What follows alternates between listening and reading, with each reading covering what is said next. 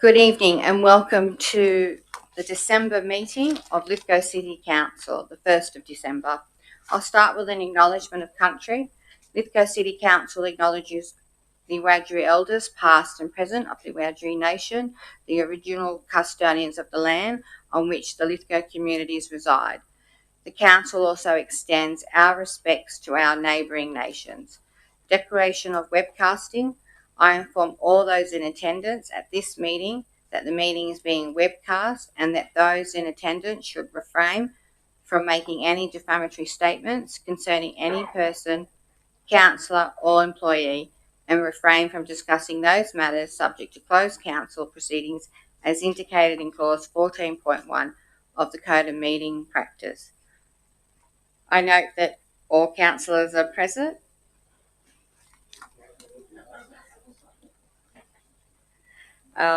Declaration of interest. I actually have one. I have a significant non-pecuniary 6.5, which is a notice of motion from Councillor Fredericks. I'll be leaving the chamber. Is there any others that have any declaration of interest? Yes, Mayor. I have a pecuniary interest in item 2.2 as I prepared the archaeological assessment for the project and may be doing further work in 2026. I'll be vacating the room. Thank you, Councillor. Any further declaration of interest? If I could ask, Mayor, you're leaving the chamber because of the going to the regional planning committee. Are you the only person on that committee? No, I'm one of two delegates, Councillor Ring. Okay, so should the other delegate remove themselves as well? I can't remember who that is. That's up to them. I haven't acknowledged that I'm going to be on that committee until after Christmas. I'm sorry, Mary, I wasn't aware. Honestly, I couldn't remember who was on the committee. I'm very happy to be on the committee, but at the moment my health has not been well enough to do what is right for that committee. Oh, that's fine. So, Councillor Statham, are you resigning from the committee at this stage? That is not on the agenda. And that question shouldn't be asked in public. I was just making you. No, you don't have to. You raised it, Councillor Statham. You said that you're not going to attend until after Christmas. I said I'm not going to attend until after Christmas due to my health will not allow me to. That's fine. So it does not mean that I'm going to resign. And that's what I was clarifying. Now we have a confirmation of minutes. Can I have someone move the minutes that were taken of the ordinary meeting of council held on the 27th of October? I'll move them. Thank you, Councillor Fredericks. Can I have a second? I'll second. Councillor Ring, is there any opposition to those minutes? If there's no opposition, I'll consider them carried. Okay, public forum. Before public forum, could I move a procedural motion? Thank you, Mayor. Yes, Councillor. Given we have 9 speakers, could we restrict their speeches to 3 minutes with no extensions? Are you moving that way? Yes. I'll second that. So Councillor Fredericks is seconding that. Do we have any opposition to that procedural motion? No, then it's considered carried. Thank you. The first on my list, and now we head to public forum. The first on my list, is Monique Wilson. If you'd like to come forward. A question, Mayor. Could you just inform the speakers that exactly what we just did, because I'm not sure that they may be aware of what we just did. Thank you, Councillor Tysus. You've got 3 minutes. That's it. No extensions will be given, unfortunately. Thank you. Good evening, Mayor, Deputy Mayor, General Manager and Directors and Councillors. My name is Monique Wilson. I'm the applicant and I'm here today in support of the Administration's recommendation to approve the Childcare Centre at 20 Curtin Place, Lithgow. Throughout this entire process, we have worked closely with experienced consultants and Council's planning team to ensure that the proposal meets all relevant planning controls and complies across every technical and regulatory area. Importantly, this type of development is permissible with consent on this site, and our application has been assessed accordingly. We remain fully committed to meeting every condition of consent applied to this development. I would also like to acknowledge and thank both Council and the neighbouring residents for the opportunity to meet on site recently. That meeting allowed for us to clarify misunderstandings, answer questions directly, and demonstrate our knowledge, our intentions, and our commitment to a transparent process. We look forward to demonstrating through our actions, our daily operations, and our involvement in the local community that our service supports the Lithgow's vision statement and will bring genuine value and high quality education and care to the families of Lithgow. Our organisation is a reputable and well respected early childhood education provider with a proven record of high quality practice and compliance, strong child safety standards, inclusive and community embedded programs, and an ongoing investment in staff training and professional development. And we will be bringing our knowledge, our expertise, and the highest standards of early education to this local community. We are determined to work collaboratively with the community and with Council to ensure that the centre becomes a trusted and highly valuable resource for the children and families of Lithgow. Thank you for your time and the consideration of the recommendation before you. Thank you. Thank you, Ms Wilson. The next person on my list is Grant Colville. Is they here? No, we might come back to him. Anne Colvin.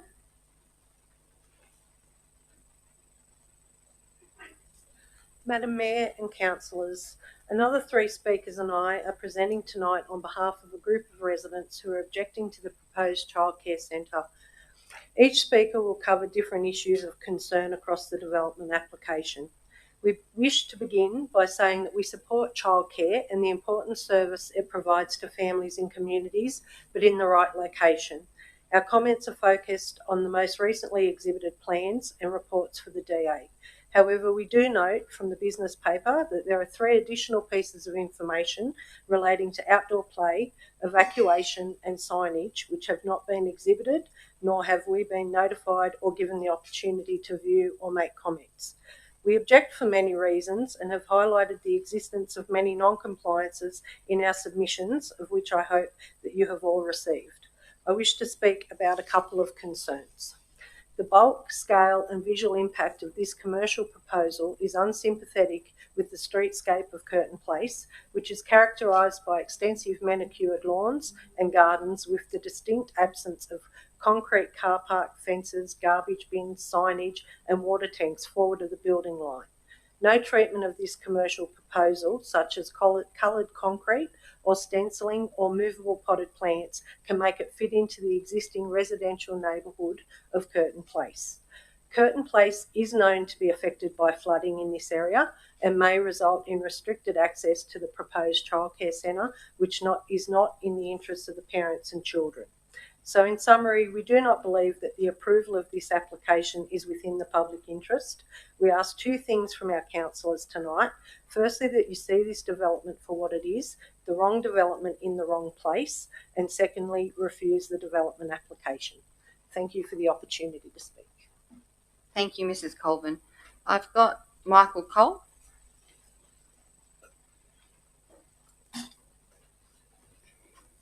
Madam Mayor and councillors, I am speaking on the proposed childcare centre. Firstly, in relation to noise, it is important to remember that this is a very quiet residential area. Noise generated by the proposal includes traffic, pick-up and drop-offs, outdoor play, and heating and cooling equipment. The traffic generated by this development will result in a minimum of an additional 82 car movements per day for a minimum 50 weeks of the year, which will result in a considerable increase in traffic noise, which will be noticeable by residents in Curtin Place and Enfield Avenue. Even with the proposed acoustic fencing located on the boundaries as shown on the exhibited plans before you, it will result in an increase in the noise level that is very clear and represents a distinct change in volume. This means that residents will be adversely impacted when compared to the current background noise levels. Furthermore, these changes in noise levels will be worsened by the necessity to install heating and cooling units which have not been considered in the DA. Furthermore, the 2-metre acoustic fence with angle section located on the southern boundary will dispose of stormwater onto the neighbouring property, creating a nuisance. Secondly, the exhibited emergency evacuation plan shows the travel path adjoining the building, which may be the subject of the emergency, entering areas that are not part of the DA and are being obstructed by gates, staff car park and the driveway. It delivers the children and staff onto Curtin Place, which has been the site of many near misses and accidents. This represents a safety risk within an emergency situation. Thirdly, the location of the commercial waste bins in front of the proposed childcare centre and near the resident of 18 Curtin Place is a potential odour nuisance, particularly in the warmer months. This issue is further compounded when you are adding the commercial disposal of nappies. In conclusion, the approval of this application with so many impacts, deficiencies and non-compliances would not be in the public interest. We, the residents of Curtin Place, please ask our councillors to refuse this DA. Thanks very much for the opportunity. Thank you, Mr. Cole. Nancy Cole?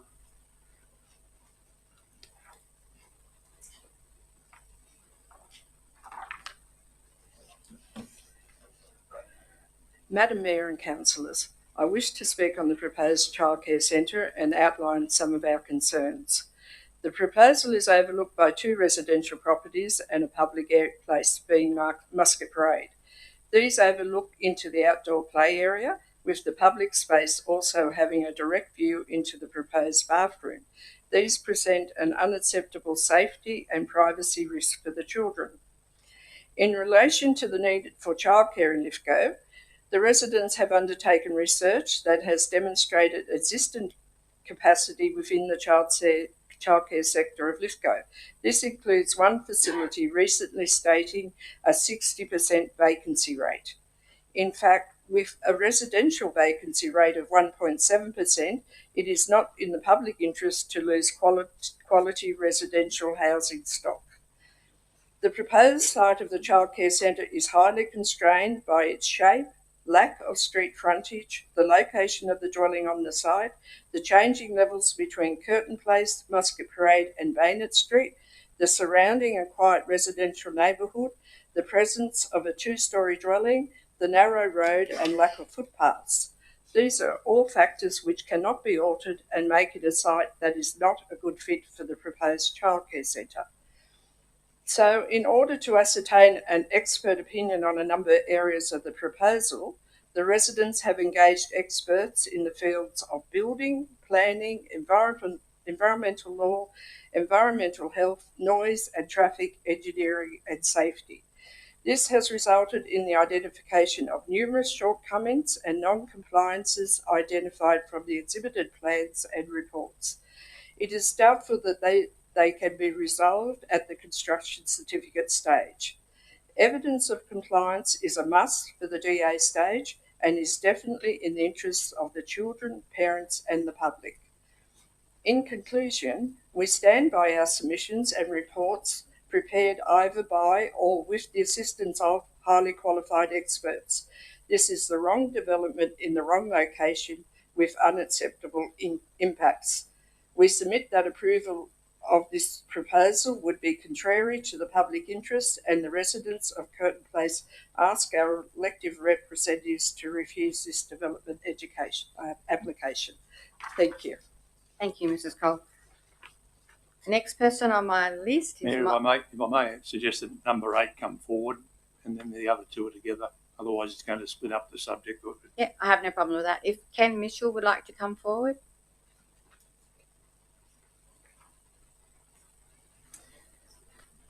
Madam Mayor and councillors, 20 Curtin Place is not the right location for a childcare centre when it comes to traffic, access and parking for the following reasons. The car park will overspill onto Curtin Place during pick-up and drop-off periods. In the event that the car park is full, the driver would need to reverse back onto Curtin Place. This raises safety concerns considering that parents and children will be sharing the driveway to access the site. Safety concerns regarding speeding vehicles and vehicles cutting the corner and the parking of cars on either side of the road, reducing the width of travel lanes to one, results in an increased risk of collision. There are no footpaths in Curtin Place, which heightens safety concerns, particularly in inclement weather and in frosty winter mornings and dark winter evenings. The proposed driveway dimensions on the plans will result in it encroaching onto the driveway of 18 Curtin Place. There is inadequate driveway width proposed to accommodate two-way passing vehicles. The car park is not compliant with the number of and size of spaces, no turning bay, insufficient clearance to open car doors. The swept paths test are inadequate in terms of the manoeuvring area. For example, a car in P1 could collide with the staff car in P5 when attempting to exit. It is unclear how the staff can access spaces P6 and P7, and also how the garbage truck can collect the waste, as bollards are to be provided along the walkway into the proposed centre, and the manoeuvring area is already highly constrained. The location of berm, speed hump and rain garden will affect parking space P4, which will result in the parked car being on a slope when parked and unable to access the passenger side of the vehicle. There's a lack of sight distance at the driveway. There are 3 driveways within 10 metres on the curve of Curtin Place, with one now being proposed for a commercial development with a minimum of 82 movements a day. The residents commissioned a peer review of the proposal by a qualified and experienced road safety auditor, who concluded there are several areas of non-compliance, safety concerns and an increased risk of collision. We, being long-term residents of Curtin Place, have been witness to countless near misses and accidents caused when drivers cut the corner and lose control in front of 20 Curtin Place. Most recently, a member of one of our families nearly ended up body surfing on the bonnet of a car as the vehicle cut the corner whilst they were jogging directly in front of 20 Curtin Place. In conclusion, we ask our councillors to see this proposed development's traffic, access and parking as non-compliant, unsafe and presenting an unacceptable risk of collision, and thus refuse this development application. Thank you very much. Thank you, Mr. Mitchell. If I could please ask Mike DeVink to come forward.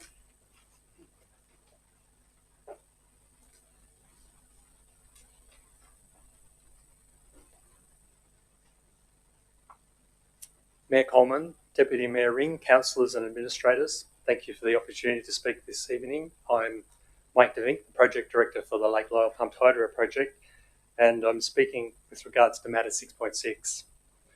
I've been involved in the consultation and engagement effort since 2021, from the first town hall in Wallerawang through early feasibility to the establishment of Project HQ on Main Street, and the most recent engagement program we ran in October and November this year. And I can say with confidence, we have worked tirelessly to keep the community informed and consulted wherever and whenever we could. Since 2021, we've published 13 newsletters, hosted 138 meetings, attended 36 community events, run 24 print and 12 radio ads, fielded 360 email and phone inquiries, received more than 200 visitors to Project HQ, published 159 social media posts. I can also confidently say that community feedback has genuinely helped shape the project.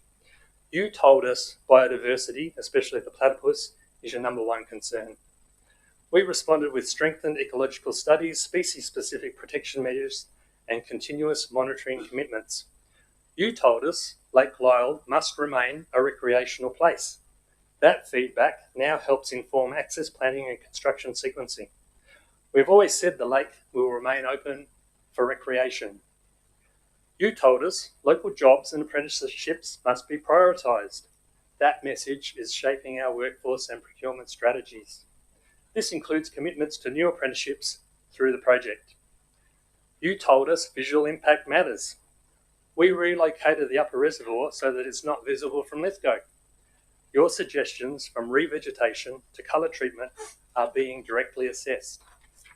Across the themes of environment, recreation, visual impact, workers' accommodation, traffic, cultural heritage, economic participation, neighbour relations, the community's feedback is embedded in the decisions that are helping shape the project and are included in the EIS.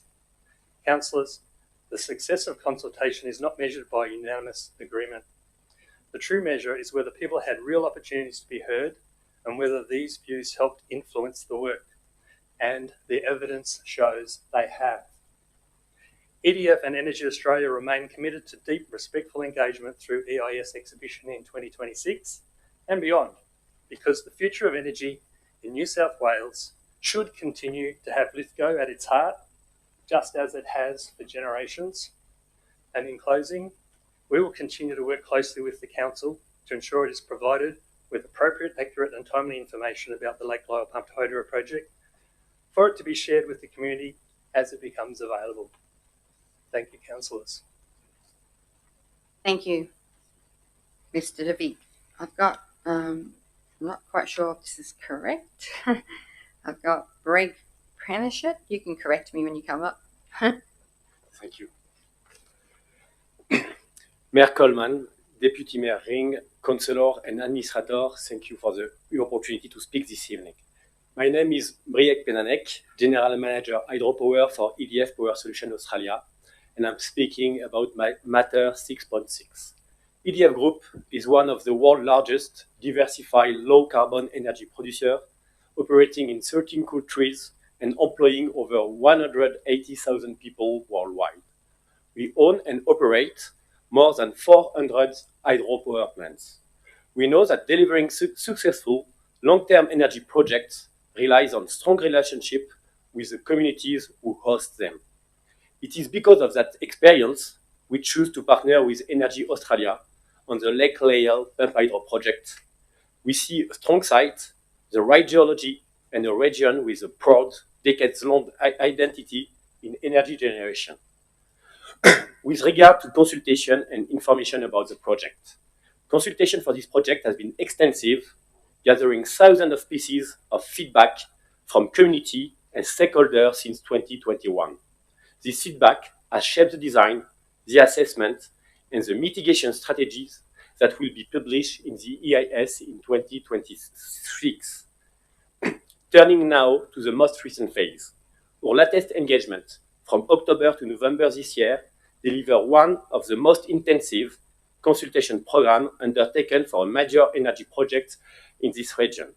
This 6-week program saw 10 pop-up engagements, 15 stakeholder briefings, 300 certified conversations, 260 plus feedback points. We also published 10 videos and 12 fact sheets summarizing key information that will be made available in the EIS when it goes on public exhibitions. This consultation is recorded for the upcoming What We Heard summary that we will publish soon.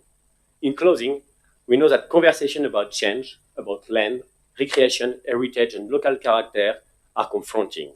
This is why respect and transparency are essential.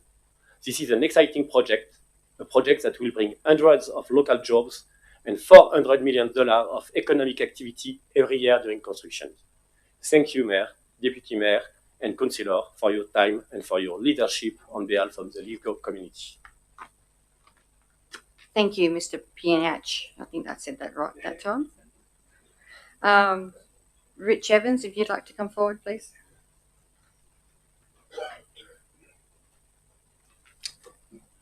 Thank you, Madam Mayor, councillors, staff. I'm here this evening to speak on behalf of item 2.2 for the foundations in Portland. Thank you for the opportunity to speak and for also the partnership and vision that council has shown as we brought the foundation's vision to life. The foundation represents a once-in-a-generation opportunity for Portland and the wider Lithgow area. After years of planning and community engagement, we're now at the point where real growth, real jobs and real economic activity are within reach. And this DA before you this evening is the next major step in turning a long-held vision into a working precinct that delivers for the whole LGA. We're committed to revitalising this historic site in a way that honours its heritage, creates new industries, new housing options and new reasons for people to visit, live and invest in our region. With your support, the foundations will drive population growth, support local businesses, attract new skills and families and build long-term confidence in the Lithgow economy. I want to thank the council team for their collaboration over the years that we've been planning this proposal. Your willingness to work with us, to share ideas and to help shape a development that serves the community has been invaluable. This kind of partnership is what gets regional New South Wales moving forward. We're very proud to be investing in the future of the Lithgow region, and if the DA is approved tonight, With the imminent opening of the brewery, we'll have cause to celebrate in Portland and put Portland back as the town that built this region. Thank you. Thank you, Mr. Evans. Mayor, I was just wondering whether the council would like to bring forward 211 because the residents are all here, and then we'll go into the financial statements. It's up to the will of the council. Question, what time are we expecting the auditor to come online? Because if she's waiting now, we should really do that and get that out of the way. Then I'm happy to do 2.1. Well, I've got 2 Merrill minutes, so it's at the beginning of the program anyway. Okay. So we'll leave the program as it is, and we'll move straight to the auditor. If the auditor's ready, we've got presentation of financial statements for year ended the 30th of June 2025. I have a recommendation here in front of me, councillors. Can I have someone move the recommendation, or is there motions that would like to come forward instead? I'm happy to move. You're happy to move? Can I have a seconder, please? Councillor Marnie, you're happy to second? Is there any discussion, or are you happy for me to put it? Happy for me to put it? I'll put that. All those in favour? All those against, declare that carried. We'll have the presentation, please, if we could.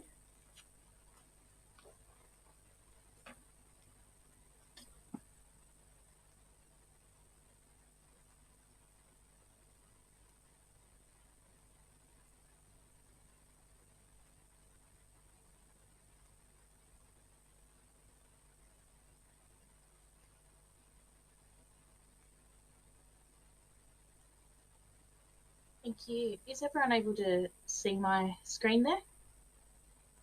Yes, excellent. Good evening, Mayor, councillors, council executive, and everyone else in attendance. Thank you for inviting me to attend and present my report on the conduct of the audit for Lithgow City Council. My name's Jodie Thomas, and I'm the Principal of Intentus, who act as audit service providers to the Audit Office. Tonight I'll be taking you through the results of our 2025 financial statement audit, the audit work program for 2025 to 2028, focus areas for the upcoming local government sector report, financial results and analysis, and key infrastructure and cash management insights.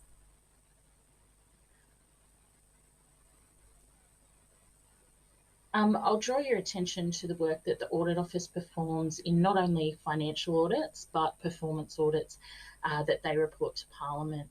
Performance audits assess whether the activities of government entities are carried out effectively, economically, efficiently, and in compliance with relevant laws. The Audit Office's annual work plan for 2025 to 2028 was released in August 2025. The work plan explains how the Audit Office decide what to focus on, what they intend to cover in 2025 to 2028 for all sectors that they audit. This 3-year plan gets updated annually by the Auditor General and can be revised along the way. You can subscribe to the Audit Office website to get the updates automatically. The key themes for the Audit Office work program for 2025-2026 are efficiency and the optimal use of public resources, grants administration, major capital projects, climate-related risks and opportunities, and First Nations communities. The focus of financial audits will be on financial reporting to inform users, financial sustainability and analysing data to identify warning signs, effective internal controls to help safeguard assets and ensure integrity in financial processes, and governance frameworks which promote accountability, compliance, and ethical financial management. The planned performance audits include long-term financial planning with a series of audits designed to evaluate the effectiveness of long-term financial plans. Audit risk and improvement committees' effectiveness in providing independent oversight and how councils support these committees. Performance management and monitoring, including reviewing compliance with the integrated planning and reporting framework and performance measurement practices. major capital projects, including the effectiveness of council oversights for large capital infrastructure projects, climate risk and adaptation, including how councils are preparing for and managing climate risk in asset and service planning, and waste management, and evaluating how well councils understand and address service needs and obligations.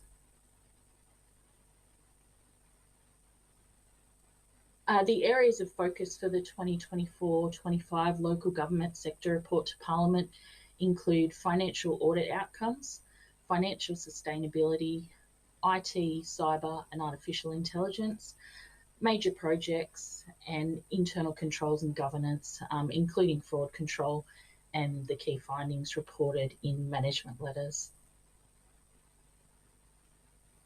I will now turn to our report on the conduct of the audit.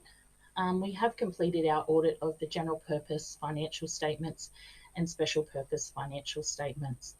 I am pleased to report to you today that we have issued a clean audit opinion for your council's financial statements for the year ended 30 June 2025, which means that the financial statements contain no material misstatements and present fairly. The Office of Local Government's Code sets out what needs to be covered by the report on the conduct of the audit. Looking at the income statement for the year, rates and annual charges revenue increased by 1.3 million to 40.4 million due to rate increases of 4.5% and various increases in annual charges. And this was offset by decreases in parking rates received. Grants and contributions revenue decreased by 7.6 million in 2024-25, mainly due to a $6.5 million decrease in non-cash contributions or donated assets, a $1.1 million decrease in developer contributions, a $1.4 million decrease in transport-related grants, such as fixing local roads, and also receiving 50% of the financial assistance grants for 2025-26 in advance as at 30 June, as compared to 85% that was received in advance in the previous year. The operating result from continuing operations shows that council had a negative operating result of $8.1 million for the year ended 30 June 2025. This was 28.2 million lower than last year. Much of this decrease was due to lower grants and contributions, which reduced by 7.5 million, higher other expenses by 7.1 million. That was particularly impacted by the write back of rejected funding claims, and also increased materials and services expense by 5.3 million.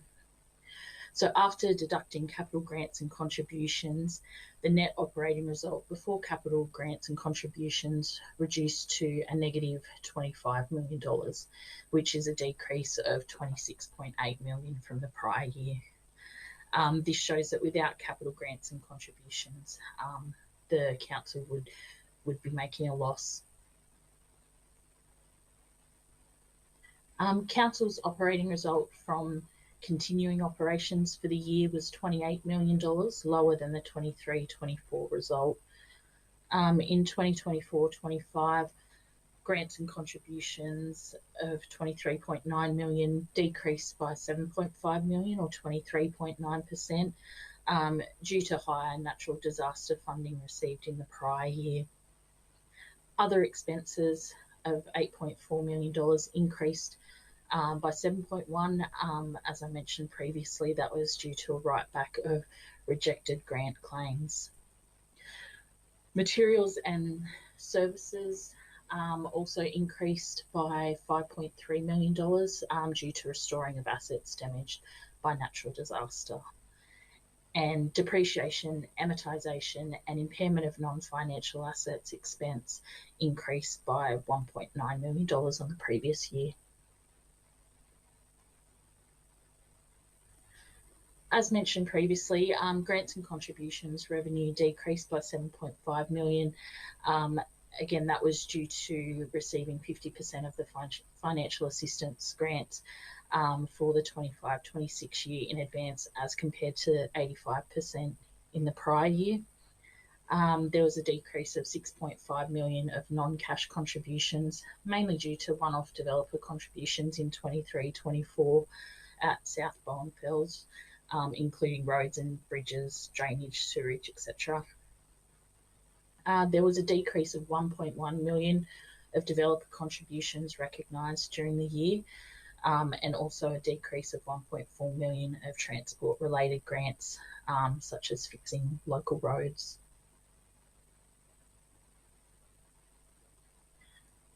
This graph shows the council's unrestricted current ratio for the current and prior to financial years.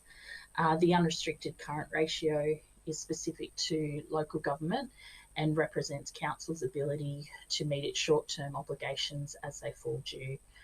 The ratio measures the amount of unrestricted current assets to specific purpose liabilities. In 2023-24, the average unrestricted current ratio for regional councils was 3.1 times. And as you can see, council's unrestricted current ratio of 1.63 is below that average. The significant decline was mainly due to using natural disaster money received in 2023-24 for various projects, therefore reducing the current assets. I'll now touch on cash and cash equivalents and investment balances. So looking at the cash position, council at 30 June 2025 had a total cash and investment balance of 58.9 million. This decreased by 22.5 million from 81.4 million in the prior year. This year, $50.1 million is externally restricted. This mainly consists of specific purpose for unexpended grants, unspent funds on domestic waste reserve, unspent funds on water supply authority, and also developer contributions. I'll go into more detail on the next slide in relation to that. So at 30 June 2025, council reported a positive cash and investment balance after external restrictions of $8.8 million. A compliance risk for councils is breaching legislation by using externally restricted funds for an inappropriate purchase. Therefore, there is a need for effective controls to manage externally restricted funds and prevent non-compliance and/or financial difficulties. So this graph shows the sources of externally restricted cash equivalents and investments. In 2024-25, the council's main sources of externally restricted cash equivalents and investments included specific purpose unexpended grants of $33.8 million, which decreased by $10 million, mainly due to capital works completed related to natural disaster funding. Domestic waste management charges of $8.5 million, which decreased by around $300,000, and also sewer charges of around $300,000, which decreased by $6.1 million, mainly due to works performed and also the repayment of a loan for $1.2 million. In 2023-2024, the available cash to cover expenses was an average of 7 months across regional councils.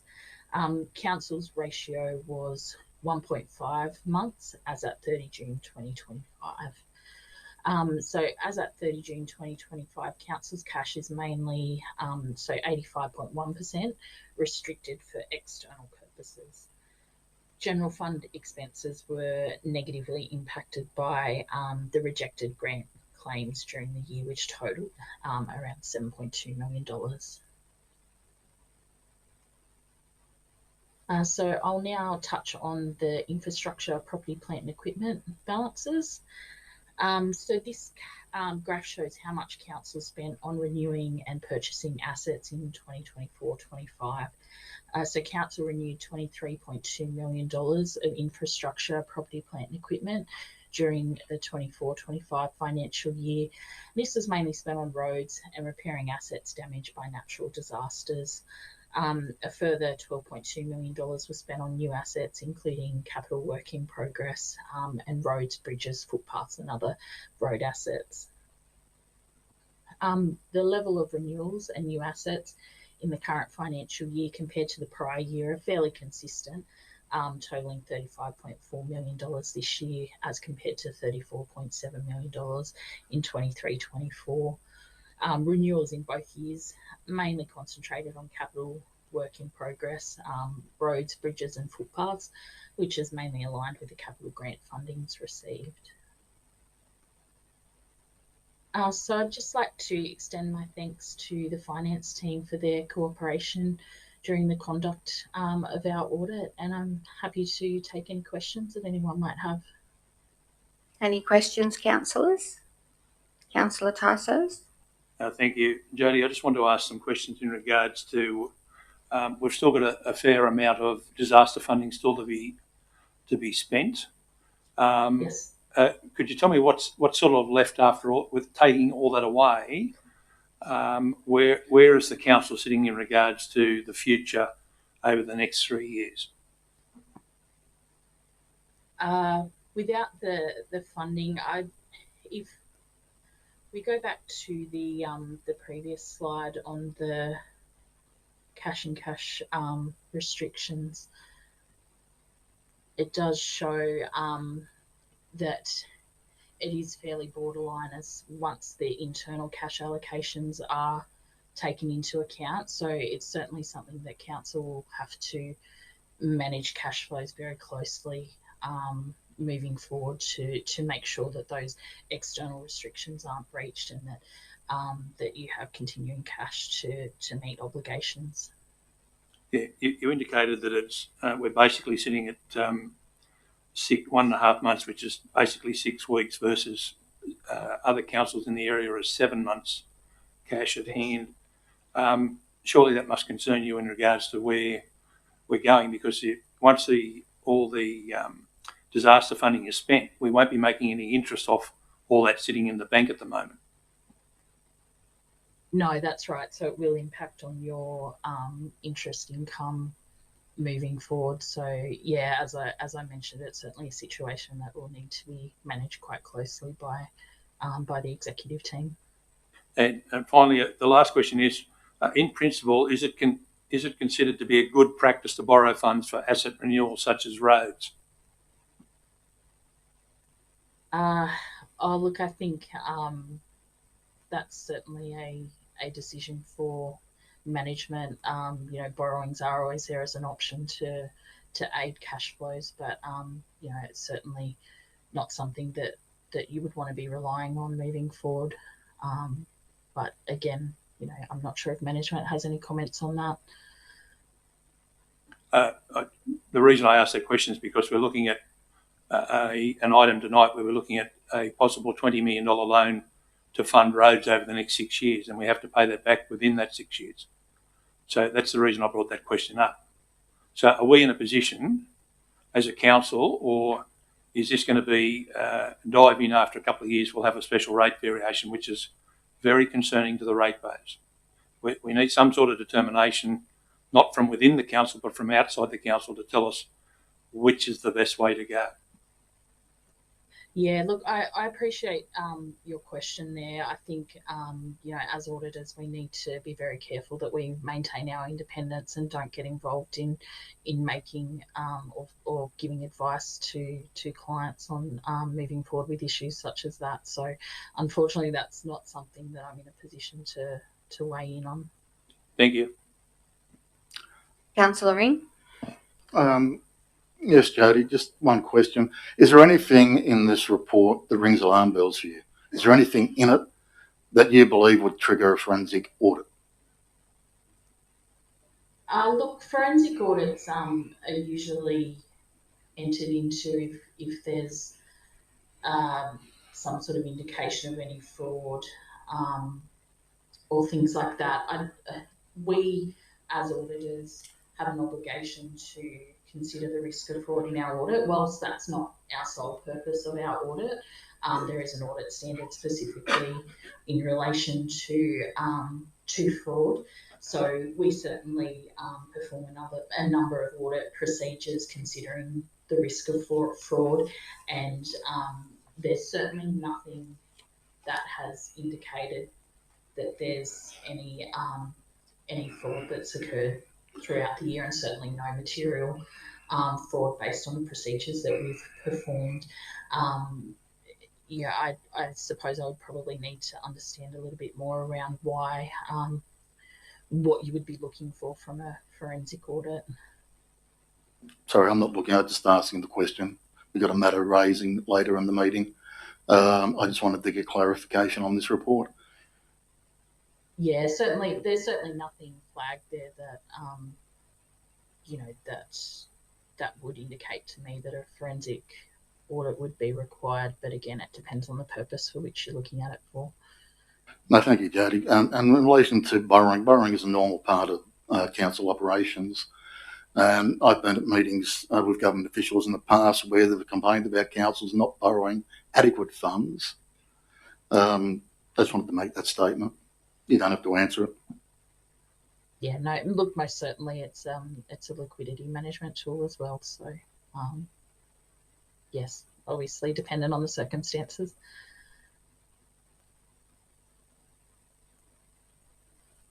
Does anyone else have any further questions?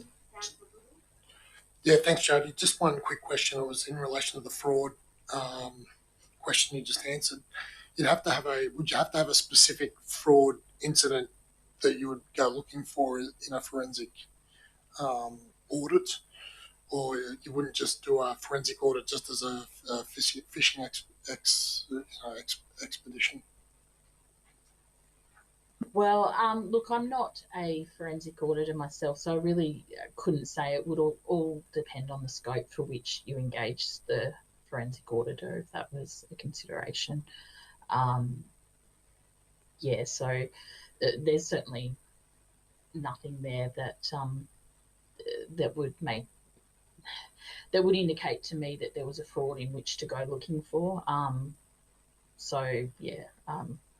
Again, that decision would be one for management and council.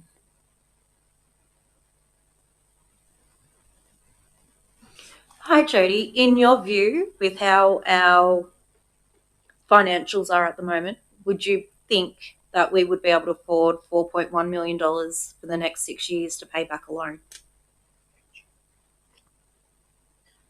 Look, I think that might be more of a question for management to look through their the cash flow projections moving forward. Our audit is at a point in time, whilst we do consider the going concern assumption, and we only look forward a period of 12 months from the date of signing the audit report.